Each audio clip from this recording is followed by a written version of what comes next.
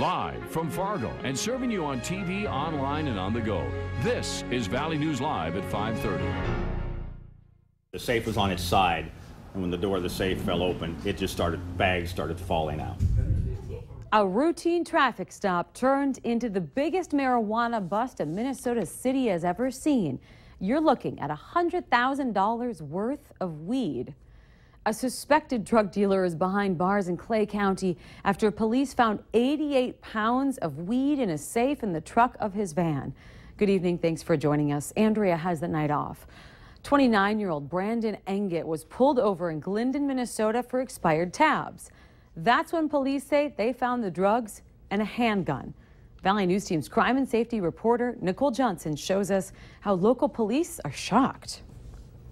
He was pretty excited on the phone, and he didn't know exactly how much was in it until we started putting it on the scale, but he knew it was a lot. Officer Jason Lean was working an overnight shift when the unexpected happened. When it opened, it was quite a shock. He pulled over a car for expired tabs, then smelled weed. The safe was on its side in the back of the vehicle.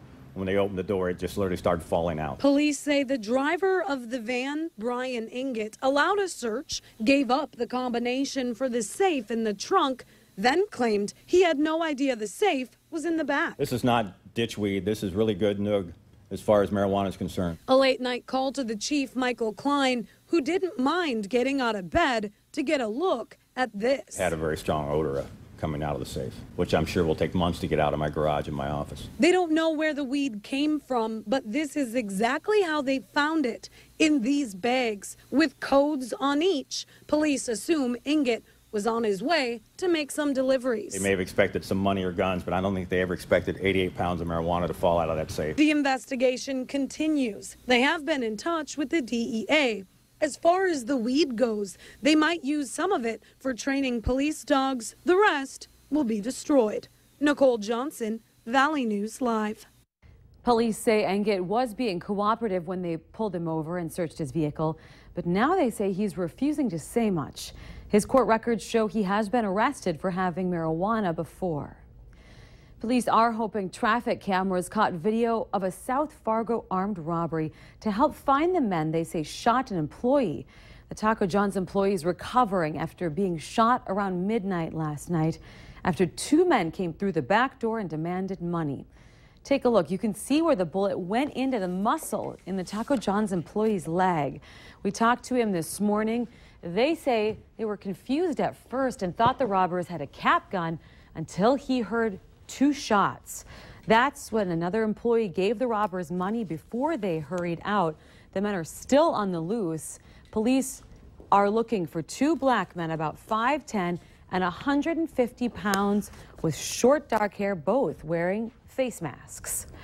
A man is arrested and charged with attempted murder after police say he shot a tenant renting on his property. The Otter Tail County Sheriff says a woman called just after 7 this morning saying her boyfriend had been shot. Gerald Scolte surrendered to police and is in the Otter Tail County Jail for attempted murder. Although he's been arrested, the scene just east of Perham, Minnesota remains active. Coming up tonight on Valley News Live at 6, Bradford Eric looks into who Scolte is and how often authorities have to address issues with landlords and tenants. What a way to start our holiday weekend. Lots of clouds, storms have been rolling through the valley, and it looks like we might be in for a cool down. Let's get the latest with meteorologist Robert Hahn. Robert? Yeah, after several days in the 90s today, the first of those days where we start that gradual cool down, and we're going to see some much cooler weather as we head into next week, but we're still going to see some warm temperatures over the weekend, but we'll have to contend with some storms as well. We are dealing with some showers and storms right now across the valley. Temperatures ranging from a rain-cooled 66 in Langdon to 77 in Valley City, also 77 here in Fargo and Roseau, 85 warm degrees down in Sisseton. There are the showers and the storms, the most concentrated up in the northern valley, and that's where we'll have a chance for maybe an isolated strong storm up in northwest Minnesota as we head through the next few hours off towards the south. Some showers and an occasional thunderstorm popping up. We've got one right now, a weak thunderstorm in northern Cass County. And it looks like a little bit more rain getting ready to move into the Fargo-Moorhead area. Here in Fargo, as we head through the evening, we'll see temperatures possibly jumping back up just a little bit into the low 80s, then dropping back down to right around 80 at the 8 o'clock hour, 78 by the 9 o'clock hour. It's going to remain muggy out there, and it's going to be a warm night overnight, and maybe some fog tomorrow morning, more storms as we head through the afternoon hours. We'll detail all the forecast details for your entire Labor Day weekend coming up in just a few minutes. I don't think what everyone had in mind was all this maybe rain, but no, I guess we'll take it. I hate to be the bearer of bad tidings. That's all right. Yeah. All right. Thanks, Robert. Healthcare has not always been affordable and accessible for those living with HIV. And as federal changes are being made, one man says treatment for everyone will help get rid of the stigma around the virus. He was just 18 years old, about to graduate high school when he had unprotected sex. He has been asked to be identified as Brian. Brian found out 6 months later he was HIV positive. He got the virus from someone that didn't know they had it. Nearly 10 years later, with a strict medication regimen, Brian's virus is now undetectable. The White House will now make this medicine available to everyone through the Affordable Care Act. Through the Preventative Services Clause in the Affordable Care Act, HIV testing is now completely covered. A prevention pill known as PrEP will also be covered under the Affordable Care Act. One person was rescued after their boat capsized on Big Pine Lake in Otter Tail County. The Otter Tail County Sheriff's Office responded to the call around 12:30 today. A person staying at Big Pine Lodge in Perham took out one of the boats when it capsized. But by the time officers arrived, residents staying at the lodge were able to rescue them. Nobody here was injured. 2 women are injured after rolling their pickup in northwestern Minnesota this morning. It happened on Highway 75. It's about 12 miles south of Crookston, just after 11. Both were taken to the hospital by ambulance. Their names are not yet being released. Investigators say they drove in the ditch, hit an approach, and the truck flipped.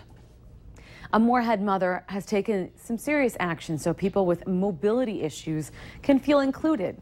She launched a local chapter of Ainsley's Angels of America. It's a nonprofit using adaptive racing chairs so people with special needs can participate in community running events. This is the first chapter of Ainsley's Angels in Minnesota and North Dakota. Valley News Team's Ashley Bishop explains how important physical inclusion is to families with mobility issues in this exclusive report. You ready? Christine Hamry loves to run, especially with her 7-year-old daughter, Sam.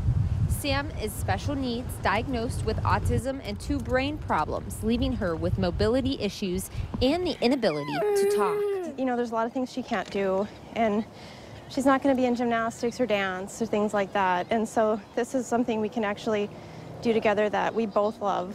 Christine wanted to include her daughter in her favorite activity and wanted her to experience a race along with others. Well, if you've ever run a 5K or a 10K or a marathon, you know how much fun it is and how great it is to have people cheering for you while you're running. And we want everybody to be able to participate in that, even if they can't run with their own 2 legs. In May, Christine started the process and training to open an Ainsley's Angel chapter here, the first in this part of the country. The organization does not charge to ride or run. Runners just have to register for the race. It benefits all of us, even if we don't have those mobility issues. The group already has 5 racing chairs known as chariots. The nearly $1,000 chairs hold people up to 200 pounds and are not just for special needs, anyone with mobility issues. Hamry said prior to having Sam, she didn't realize how important inclusion is. You know, I always had empathy for people, but you don't really realize what it's like and how important it is until you're in those shoes. Hamry says she hopes to have 20 chairs next year and participate in 6 races throughout the valley. In Moorhead, Ashley Bishop, Valley News Live. The organization is still looking for more runners and riders for their first event, CCRI Superhero 5K run on Thursday. So if you'd like to find out more information about the local Ainsley's Angels chapter, click on this story on valleynewslive.com. It was a bittersweet day here at Valley News Live as longtime meteorologist Mick Kerr did his last television forecast during our noon show. He's given thousands, probably tens of thousands of forecasts over the years and worked at Valley News Live for 27 years. Over that time, he's acquired 28 suits, 83 dress shirts, 187 ties. We were all there at noon to say goodbye to him. His hard work and dedication has grabbed the attention of viewers through the years, and we've heard from so many of you wishing him well. And look at this, the final smash to that alarm clock early morning. We'd like to say good luck to you. Have a wonderful retirement, and please sleep in. Well, thanks to your help, the Minnesota State Patrol's honoring a man who helped save a life Monday afternoon. It happened after a crash near Windham, Minnesota.